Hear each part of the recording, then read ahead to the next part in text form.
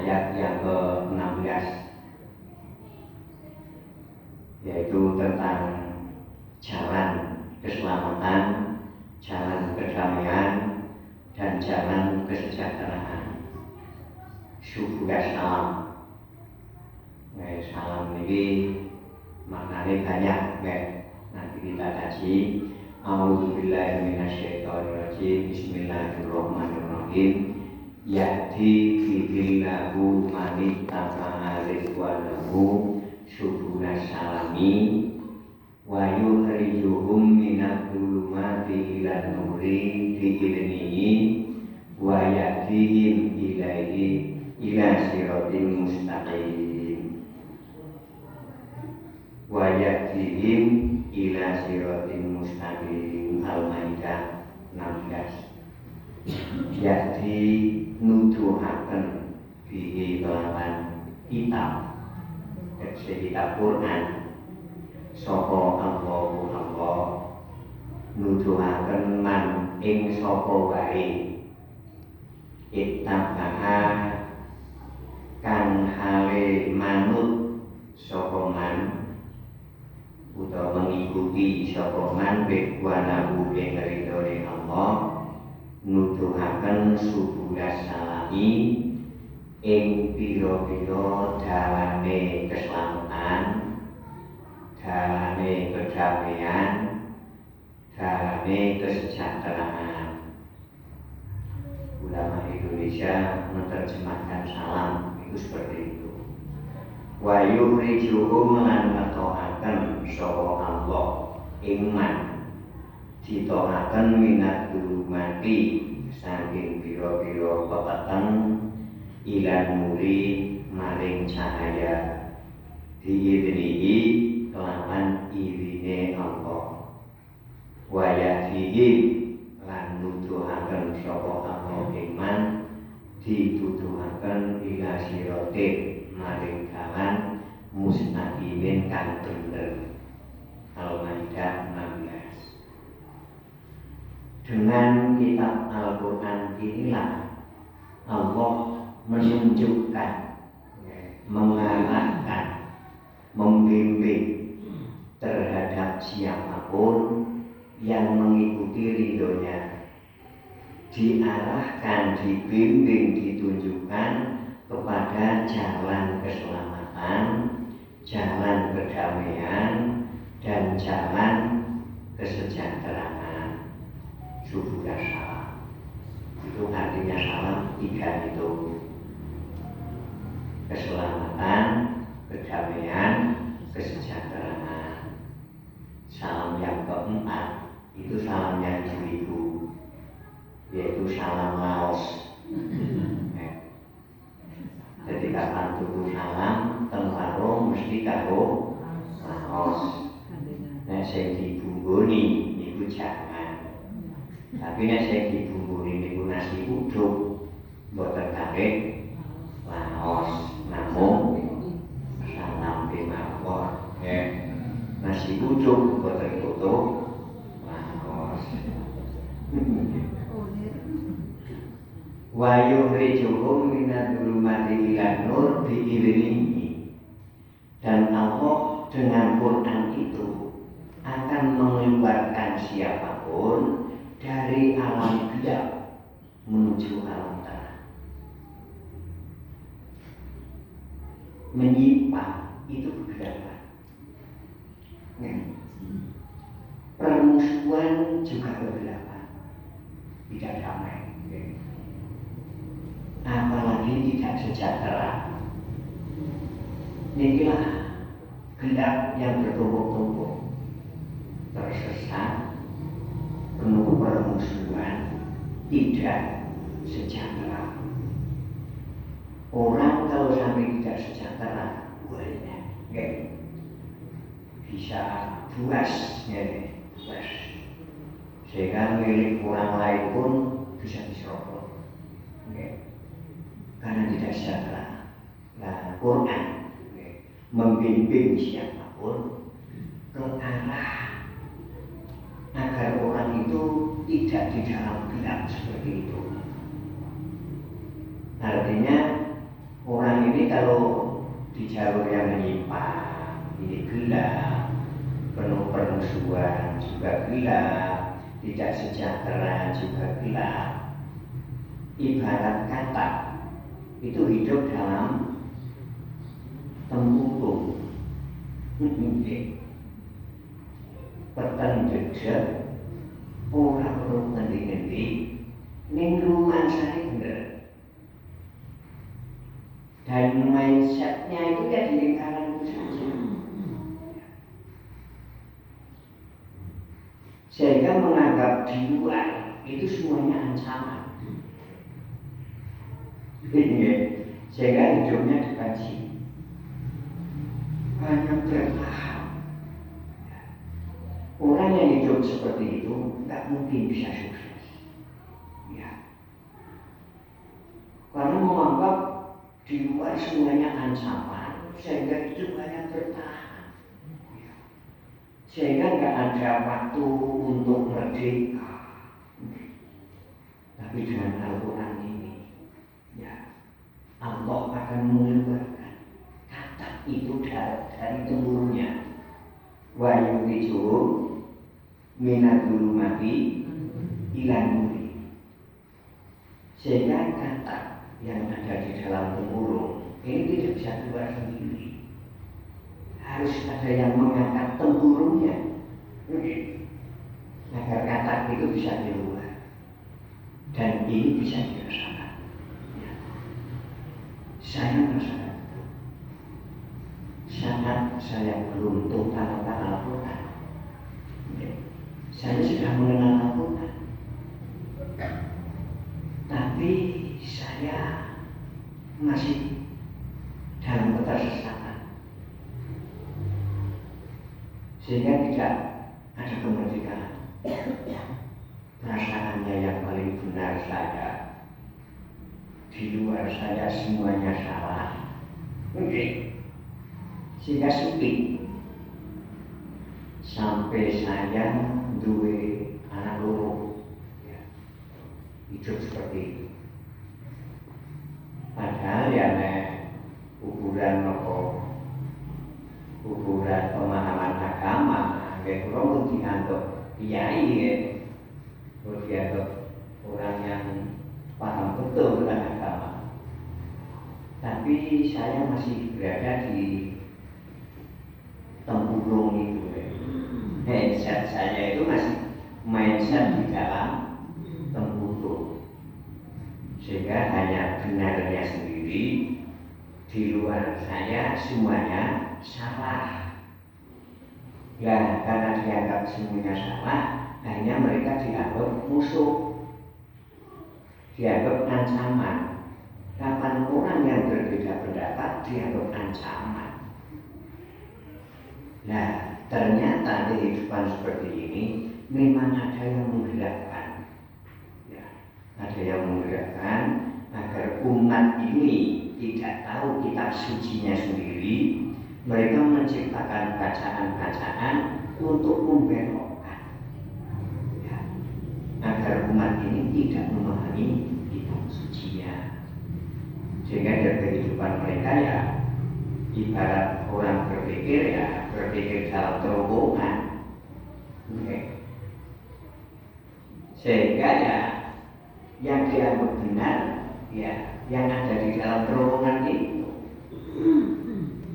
Di luar terowongan ini dianggap salah. Nah, kehidupan seperti ini nasibnya itu masih sama dengan kata di dalam tempurung, hidup dalam kegelapan. Nah, oleh karena itu siang ini kita mengkaji Al-Maidah 16 agar kita bisa keluar dari tempurung itu. Oke. Monggo kita kaji satu persatu. Yahdi bihillahu manitaba'a ridwanahu. Bihi ini cara gramatika Arab namanya jar majrur. Jar majrur. Hi ini bulannya ke Alkitab. D di Al-Maidah 15 itu penggalan terakhir agak panjang ayatnya ya, tapi yang terakhir waja'akum minallahi nurun wa kitabun mubin. Telah datang dari Allah cahaya. Cahaya di sini yang dimaksud Rasul. Wa kitabun mubin, dan telah datang dari Allah kitab yang menjelaskan. Sehingga semuanya itu dengan Al-Quran akan menjadi jelas. Nah, dengan kitab itulah Allah akan memberi petunjuk yang dibimbing. Hanya dengan kitab itulah Allah akan memberi petunjuk terhadap siapapun. Man, ya dibilahu man, mendahulukan jar majrur dan mengakhirkan fa'il dan maf'ulnya. Ini memiliki makna khusus, taksis ya. Hanya dengan Al-Quran itulah Allah akan membimbing siapapun. Man ya.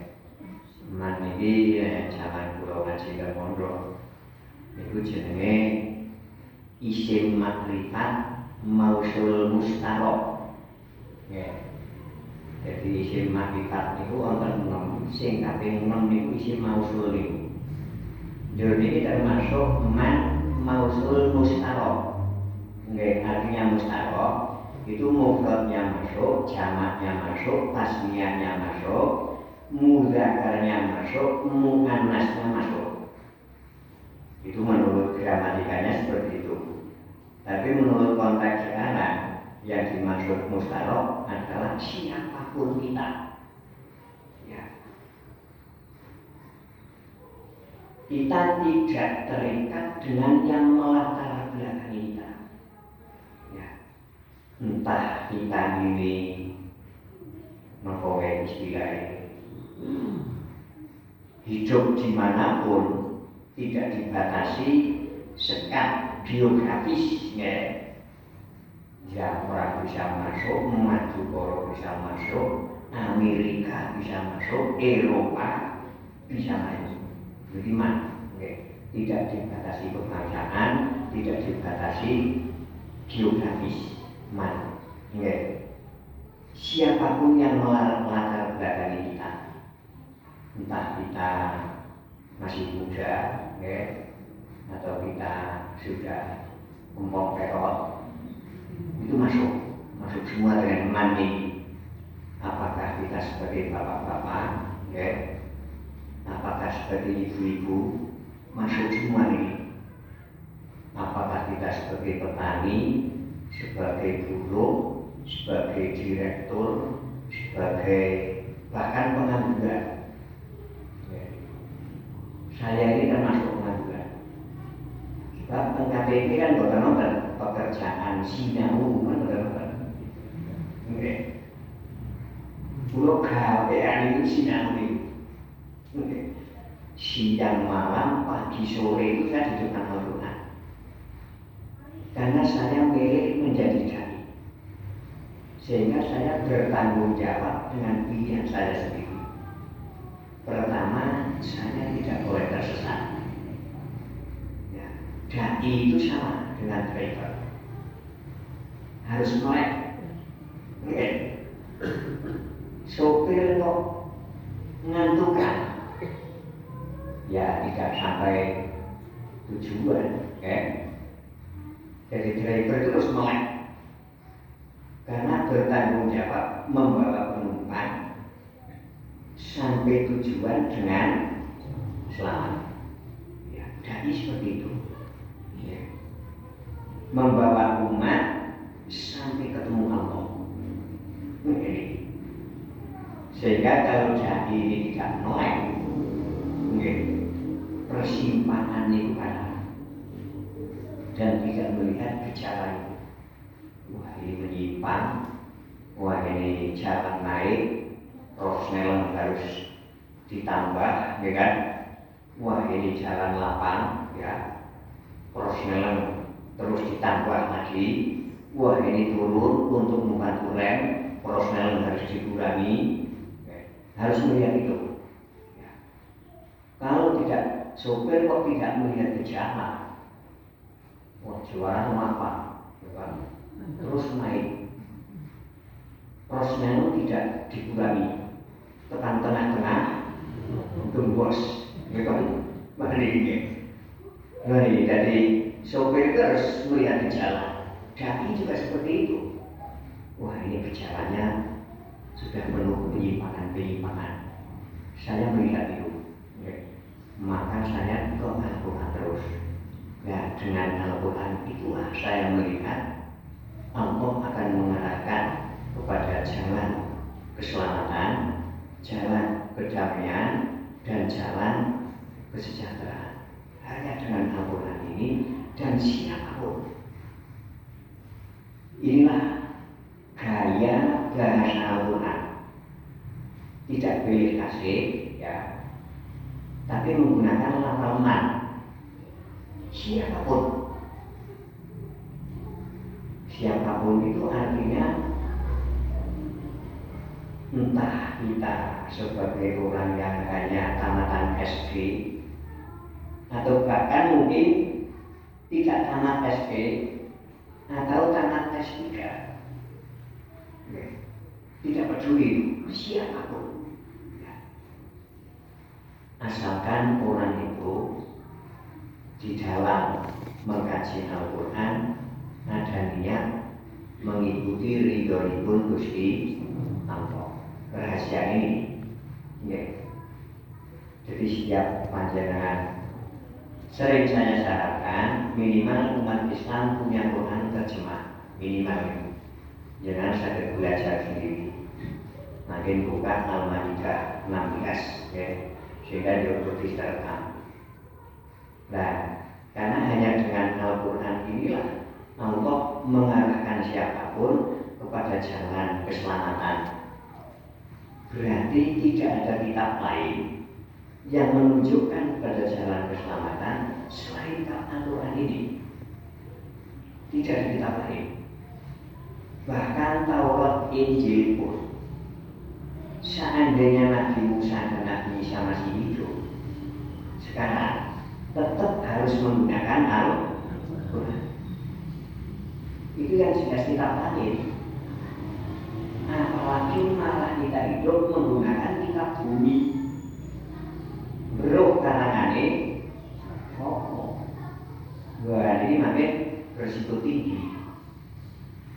Itu menurut ini, karena kitab kuning itu perlu juara.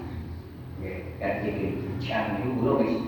Nah di masa kitab kuning, warna kuning biji, pakai kuning mulai kitab Pijan Jurori, kitab Kontrol OS, kitab Mina Musania, kitab Nasobilul Ridwan, kitab Minhajul Abidin, kitab Hidayatul Hidayah, kitab Nihayatul Syed, kitab ngomong-ngomong bocor. Tapi saya tidak keluar dari Al-Quran sampai saya punya anak dua. Setelah saya punya anak dua, baru satu Al-Quran. Dan saya baru menemukan surga salam itu. Alhamdulillah, dan inilah gaya bahasa Al-Quran merupakan metode man, sehingga siapapun ada peluang masuk Al-Quran. Entah itu orang kampung, entah itu orang kota, entah itu pejabat, entah itu rakyat, semuanya masuk. Dengan catatan yang diikuti ridhoipun Gusti Allah. Jadi jangan kudu berlatih, membimbing hati agar mengikuti ridho Allah di semua aktivitas. Nanti aktivitas itu akan menjadi ibadah. Panjenengan membuka toko, bismillah, ridhoipun Gusti. Matur jalan lajeng sholat, matur jalan lajeng wudu, niat ingsun wudu krana Allah. Semua aktivitas. Nanti kita akan dibimbing dengan Quran itu menuju subul salam, jalan keselamatan. Karena Quran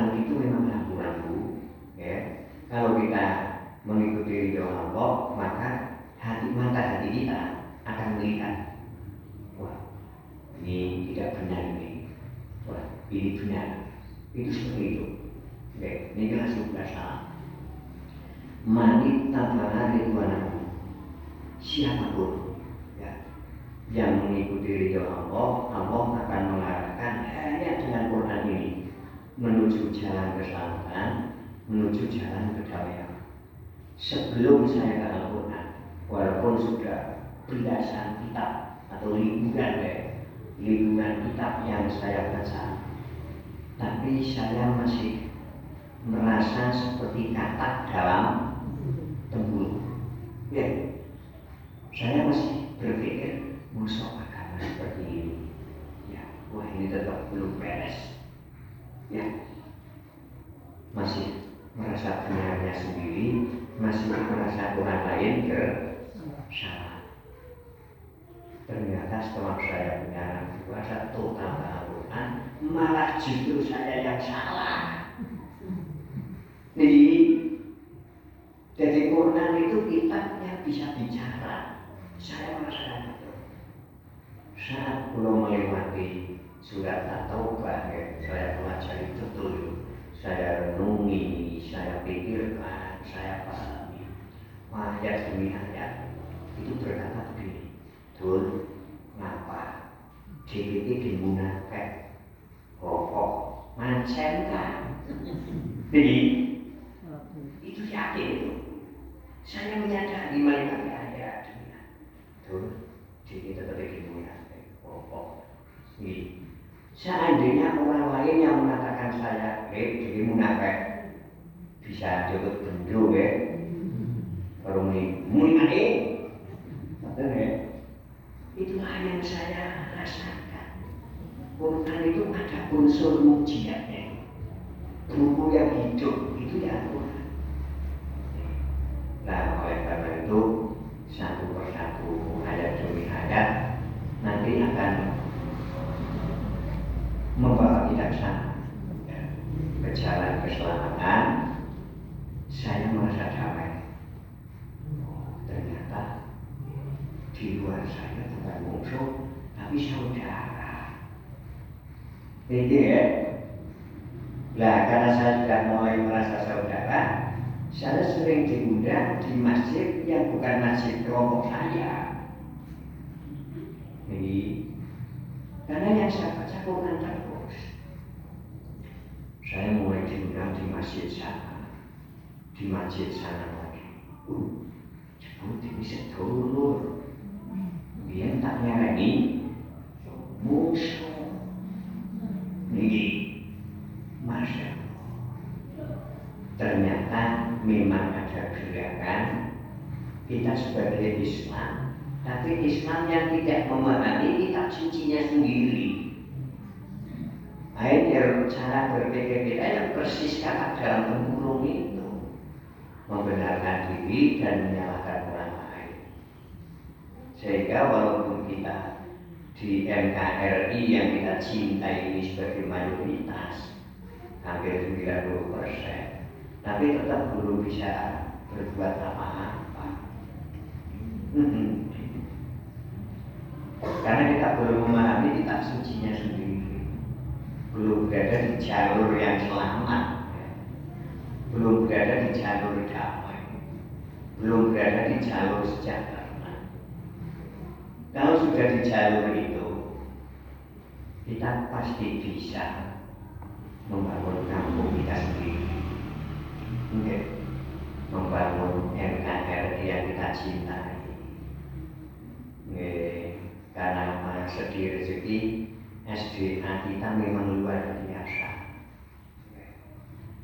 Menurut bukunya Ibu Santoso, Indonesia ini penghasil emas ranking 7 terbesar dunia.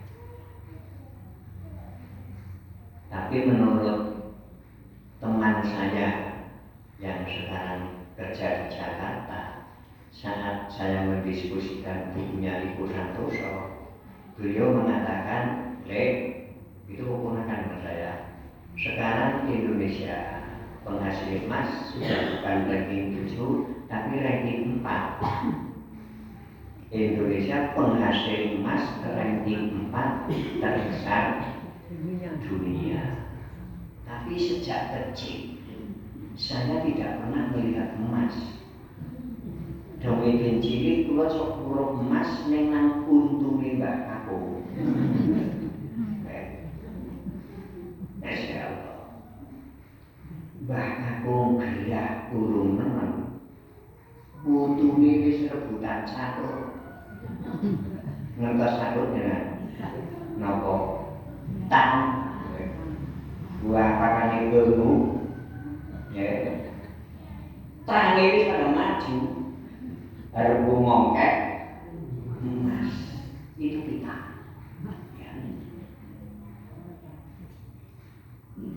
Oleh karena itu monggo anak cucu kita kenalkan dengan kitab sucinya, ya, agar kita bisa berjalan di atas jalan keselamatan. Rambu-rambu itu benar, ya. Dan jalan kedamaian. Ternyata setelah saya total Al-Quran, di luar saya itu bukan musuh, tapi saudara, ikhwan. Jangan yakin itu. Masya Allah. Dosa masa lama itu jujur semuanya saudara. Niku yakin niku. Nikilah yang buruan dan tegak berjuang agar anak cucu kita itu ya tidak seperti kita. Ya, kita memang kurang lodo, Islam kurang lodo. Jadi kata lodo itu ya hidup penuh permusuhan, tidak sejahtera. Karena orang yang sejahtera kan dijajah kapan? Jadi memang penjajah itu yang menyimpangkan agama 350 tahun, ya, dan namanya tetap Islam. Tapi begitu saya lahir di sana, saya melihat itu hanya nama. Islam itu hanya nama. Tapi yang dijalankan itu sudah bukan Islam. Nah, gejala seperti ini kalau tidak mewahyu, kita tidak melihat. Tapi dengan mewahyu kita melihat. Saya merasakan betul. Saya dikeluarkan Allah dari gelap gulita itu, dari tempurung itu, sehingga saya melihat hidup ini penuh cahaya. Urip padang temannya, sehingga kontras, ya. Hidup ini perlu kontras. Saat kita hidup mata melek dan penuh cahaya, kita bisa membedakan. Kontras ini bisa membedakan mana yang biru, mana yang hijau, mana yang putih, itu jelas. Mana yang hak dan mana yang batil, itu jelas. Karena kontras.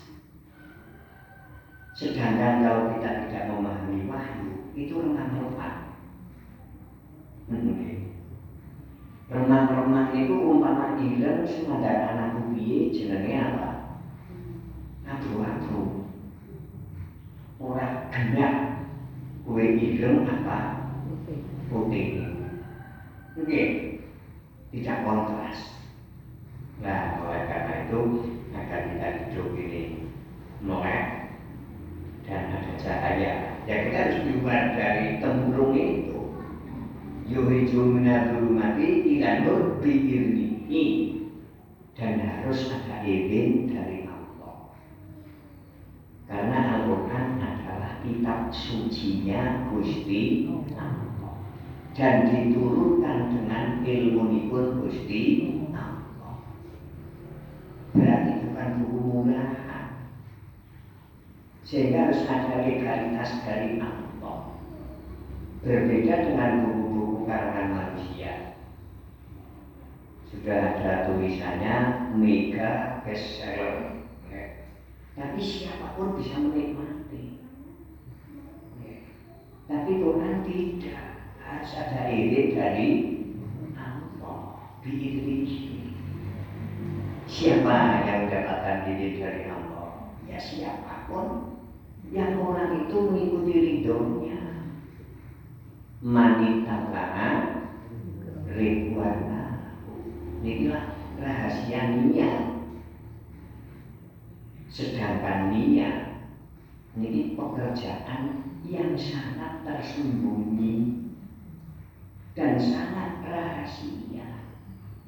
Bojone jenengan ora ngerti, putrane jenengan ya ora ngerti, senajan jejer itu.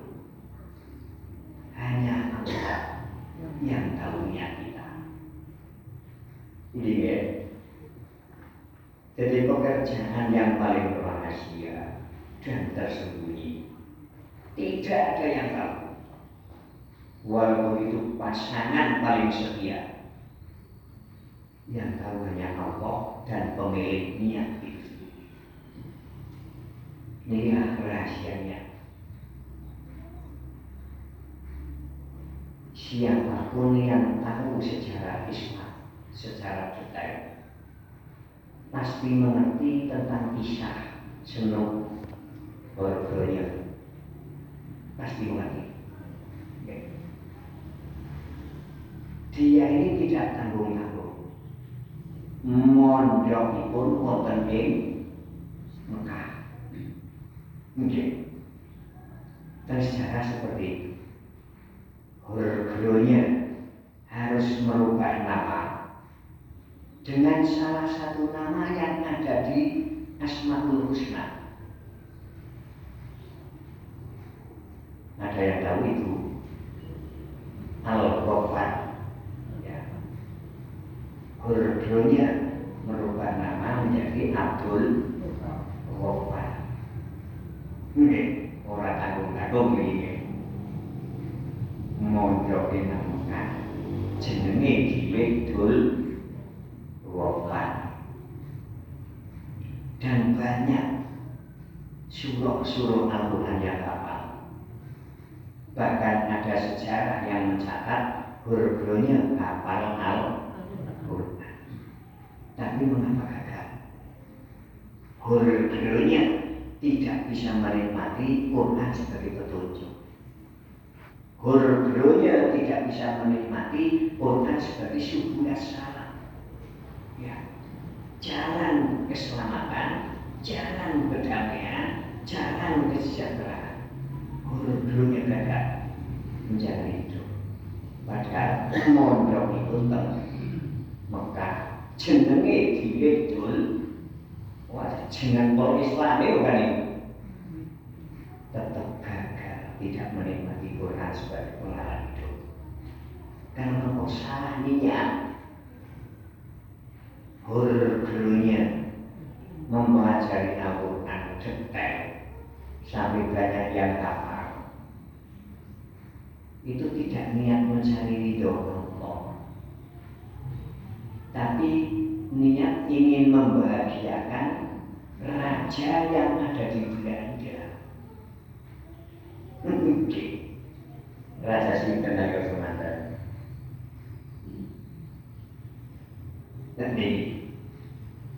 Jadi hurufnya itu salah satu contoh dari sekian banyak orang yang hafal Al-Quran tapi tidak bisa menikmati Al-Quran karena salah niat. Hurufnya kecil, itu yang banyak yang hafal Quran tapi tidak bisa merespon Quran sebagai petunjuk.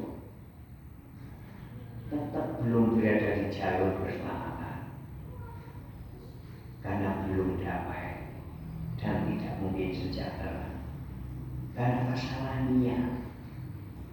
Mungkin sejak awal niatin ngapal Al-Quran men terkenal, men jadi mantune wong sugih, njur urip ora ngapa.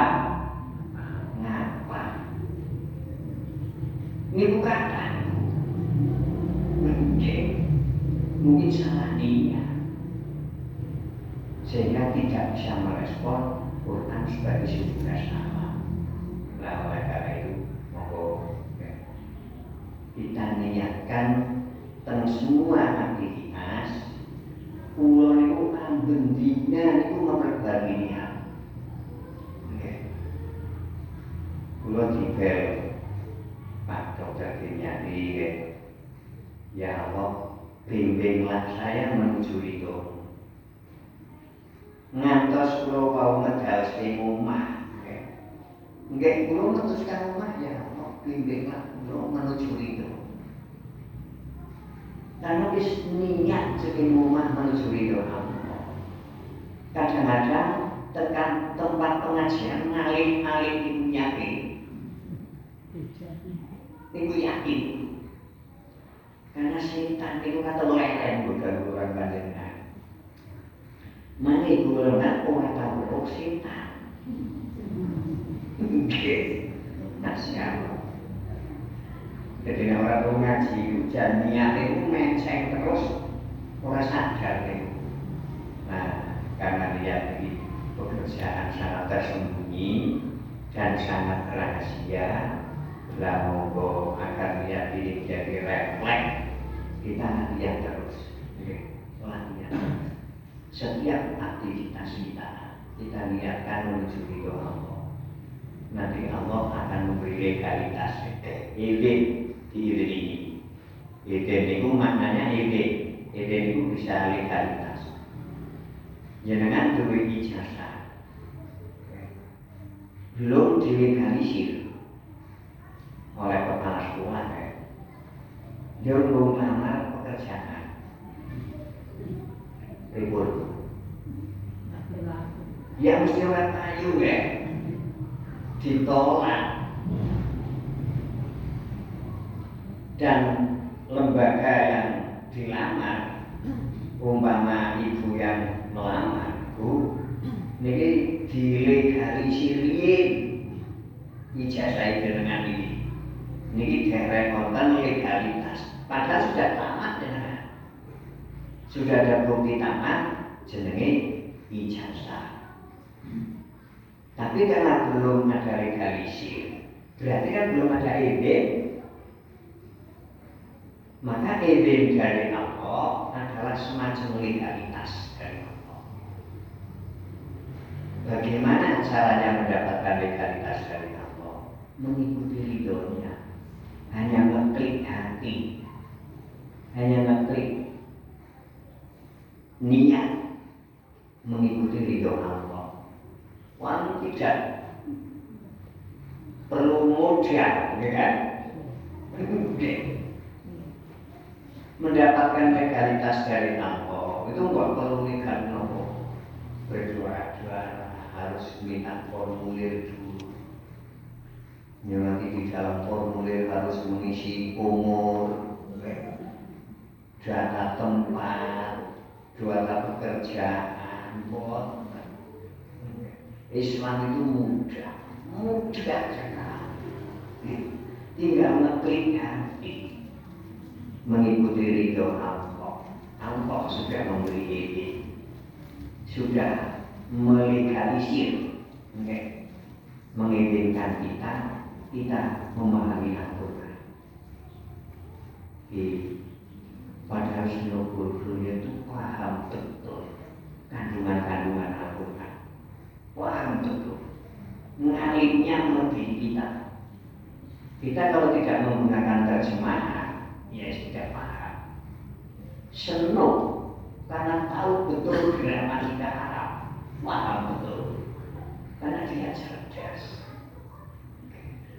Nah, menurut saya Ulanda, ya kan? Kan mangane ora kakor bosel. Jadi kan sejak anak-anak itu tidak bergizi. Jadi untuk mempelajari kurikulum itu sangat cerdas. Tapi mengapa gagal merespon Quran sebagai petunjuk? Kan salah niat. Allah tahu kalau guru-gurunya itu niatnya menyimpang karena ada kepentingan terhadap rajanya, sehingga tidak nampak. Hanya walaupun banyak yang hafal ayat-ayatnya, tetap bodohnya gagal. Inilah rahasia memahami kitab sucinya seperti itu.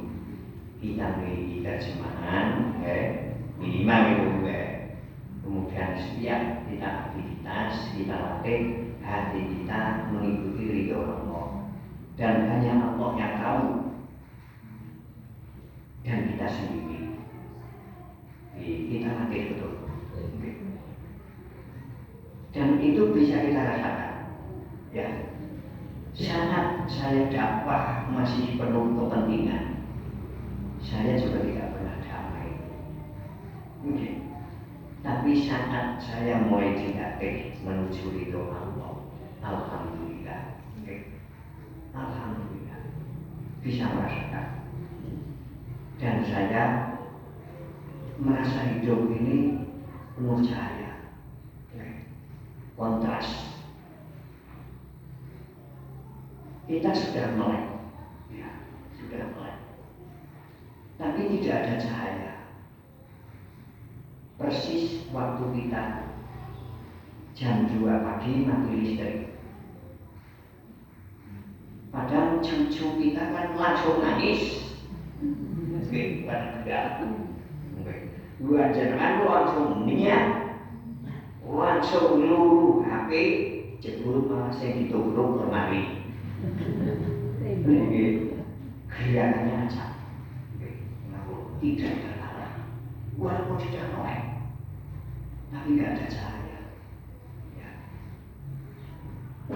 Sudah ada cahaya, tapi kita merem, juga nggak melihat rembulan. Dari antara melek dan cahaya itu harus berkarya. Quran itu cahaya, Islam itu cahaya, Rasul itu cahaya, cahaya di atas cahaya. Kalau kita dibimbing Allah dengan Al-Quran, Islamnya akan berjaya. Di Al-Quran itulah kita akan melihat Rasul secara nyata, real sebagai panutan. Ya, tidak berlebihan. Tapi kalau kita mempelajari sirah Rasul di luar Al-Quran, di sana sudah penuh kepentingan. Oleh karena itu, subuh asal minimal kita punya Quran terjemahan sehingga kita bisa mengkaji ulang, dan di hari-hari kita tidak ketemu, jenengan pun tetap bisa membuka terjemahan itu. Terjemahan yang bahasa Jawa itu namanya Al-Ibris. Itu yang menerjemah Mbah Kiai Haji Bisri Mustafa Roba. Jo, sekarang ada Al-Ibris versi bahasa Indonesia. Ada.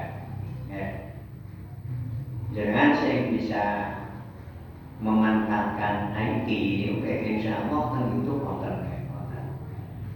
Mengolah kita jadi umat Islam yang tidak asing dengan wahyunya sendiri. Jadilah umat Islam yang tahu wahyunya sendiri.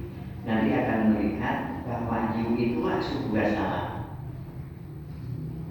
Wahyu rijuhum minal dhulumati ilan nur. Dan wahyu pula yang akan mengeluarkan kita.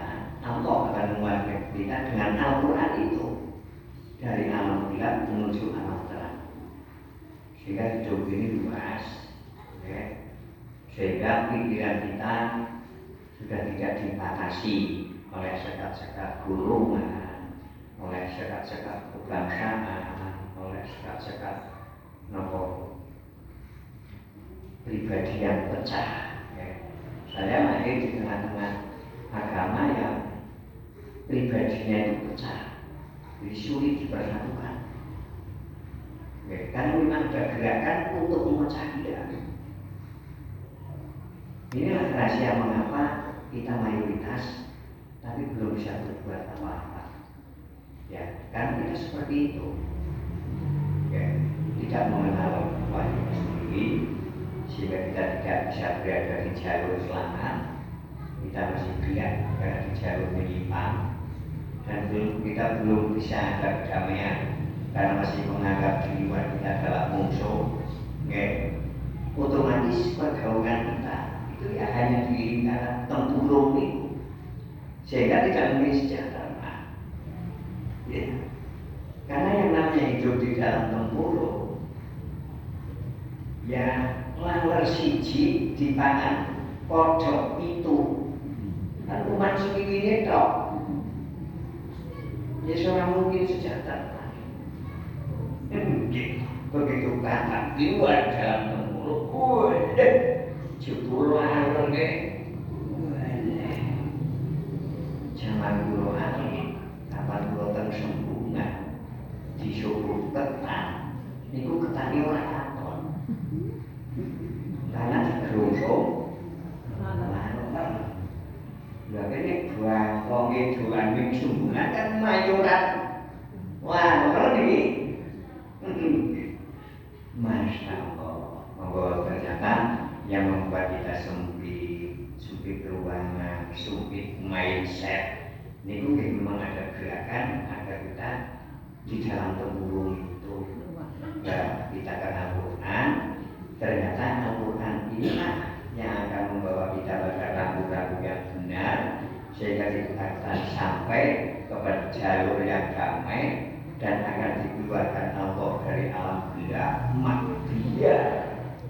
Wah, penuh cahaya, kontras, ya. Sehingga kita melihat mana jalur yang menyimpang, mana jalur yang lurus. Wa yahdihim ila siratin mustaqim. Dengan Quran ini pula Allah akan mengarahkan kita kepada jalur yang benar. Inilah Al-Maidah 16. Okay.